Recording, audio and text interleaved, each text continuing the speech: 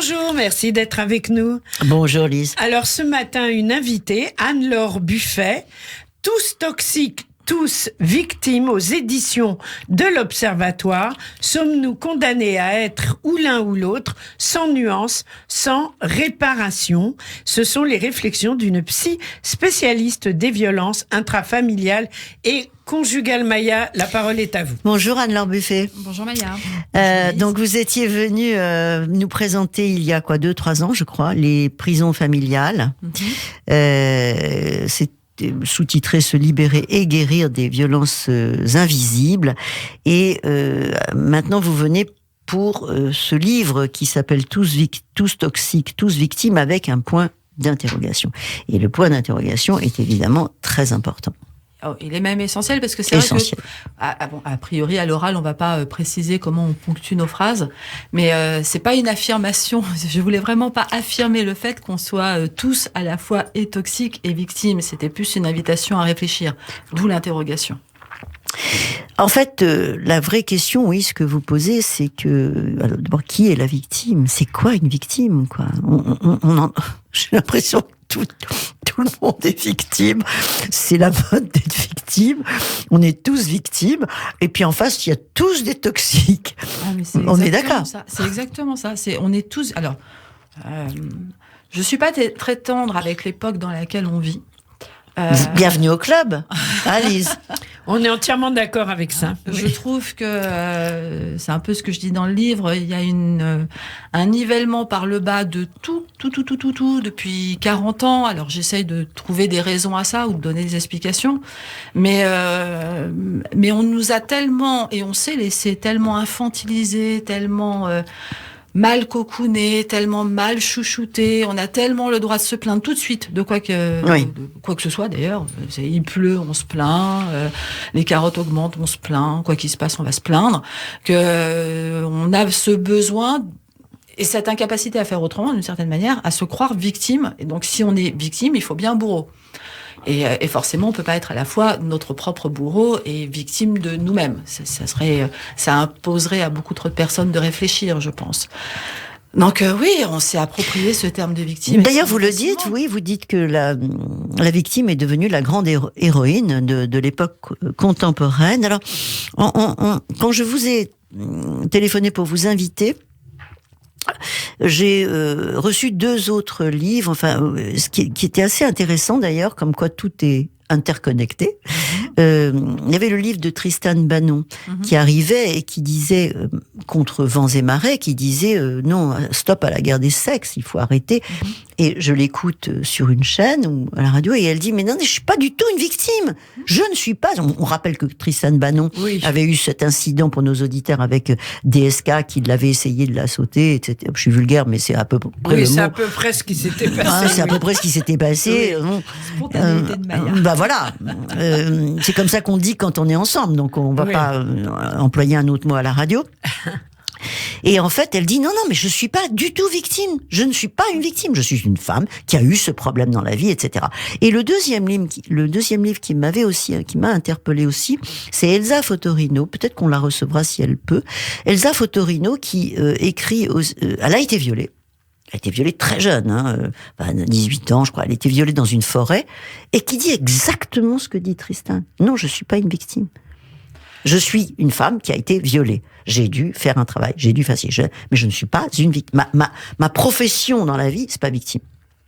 Ah bah alors ça, j'aime bien. Enfin, j'aime bien que vous disiez ma profession dans la vie, parce que c'est pareil, cette découverte ou cet état, tout d'un coup, qu'on va s'attribuer de victime et on en fait un porte-étendard et presque une identité, presque un diplôme. Enfin, c'est diplôme et identité. Ah oui, complètement. Et c'est dramatique parce que ceux à qui ça nuit, en fait, c'est les personnes qui sont, j'allais dire, réellement victimes. Celles qui ont vécu dans leur vie un traumatisme, quel que soit le traumatisme en question, et qui n'arrivent pas à comprendre et qui n'arrivent plus non plus à se situer par rapport aux autres. Parce qu'en plus, on vit, non seulement on est victimaire, non seulement on est narcissique, non seulement on est infantilisé, mais en plus on est en compétition avec l'autre. Donc il faudrait être victime et être plus victime que la voisine. Ah bah oui. Vous parlez de Tristan Banon et son livre que j'ai chez moi, que j'ai pas encore Moi non lu, plus, hein. et qui est sorti aux éditions de l'Observatoire. Je le dis parce que on est quand même dans la même maison. Donc, bien sûr, absolument, oui, c'est vrai. On défend la maison. C'est vrai. Je sais très bien que la pauvre, forcément, elle va entendre des choses terribles sur elle. Elle en a déjà entendu.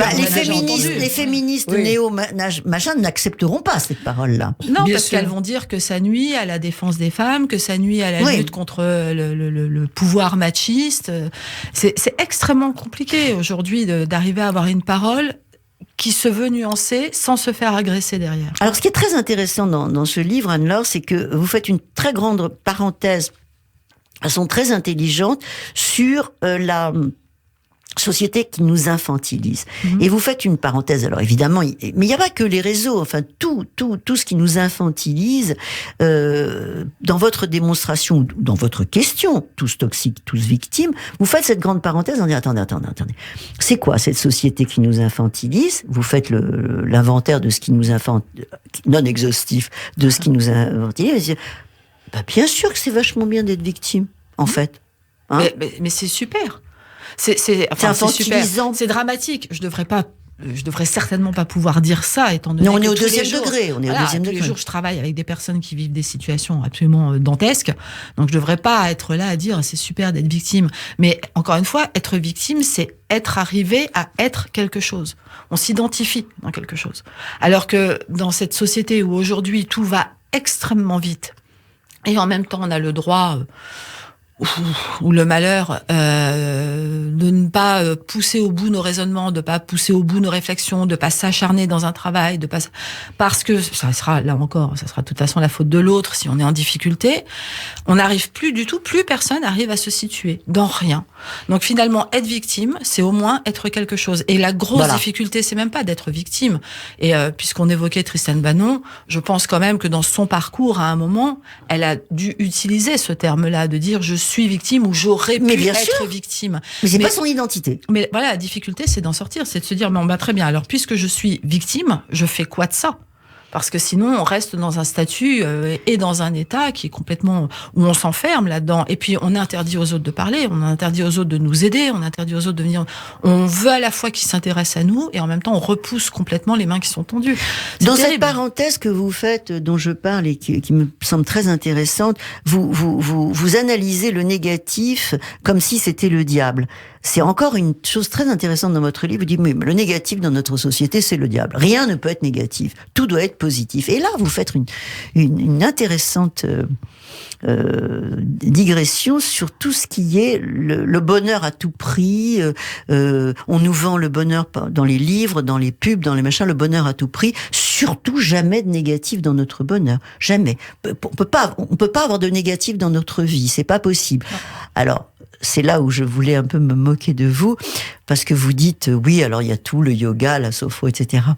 Non, mais attendez, c'est pas mal quand même tout ça.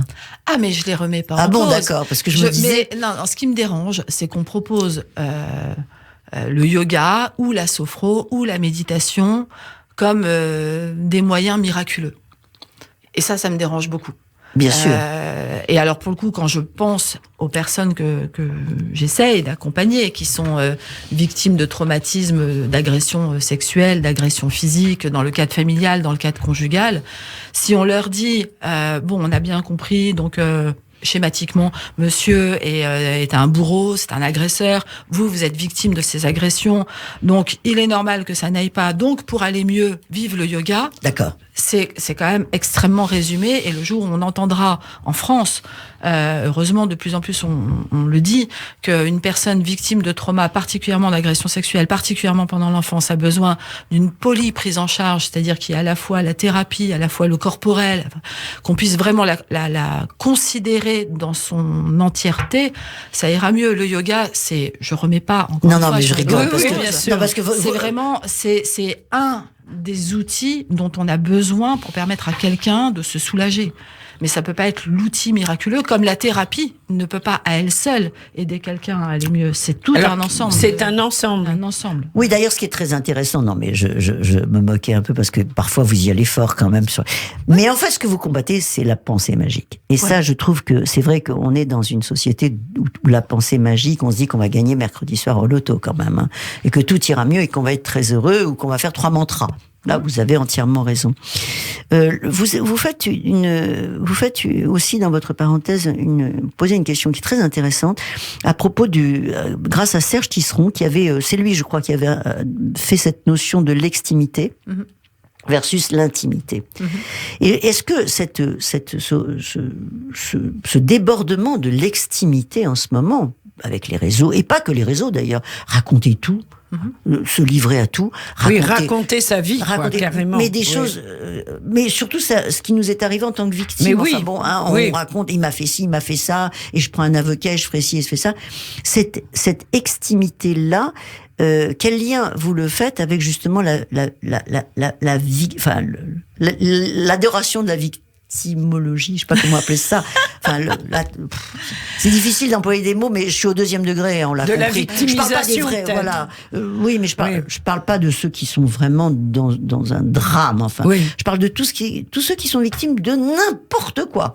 Ouais, en fait, voilà, pour le livre, c'est vraiment ça, c'est-à-dire que, encore une fois, il y a des personnes qui sont réellement victimes. Bien sûr, évidemment. Et ça, jamais je le remettrai en cause. Évidemment. Ni de près ni de loin. Après, c'est la manière dont aujourd'hui, en fait, c'est quelle limite on met entre qui on est réellement, quelle conscience donc à l'origine on a de nous-mêmes, et pourquoi on a ce besoin pour beaucoup de gens, beaucoup trop de gens, d'aller se livrer en pâture, parce que finalement c'est se livrer en pâture que d'aller raconter sa vie à la terre entière.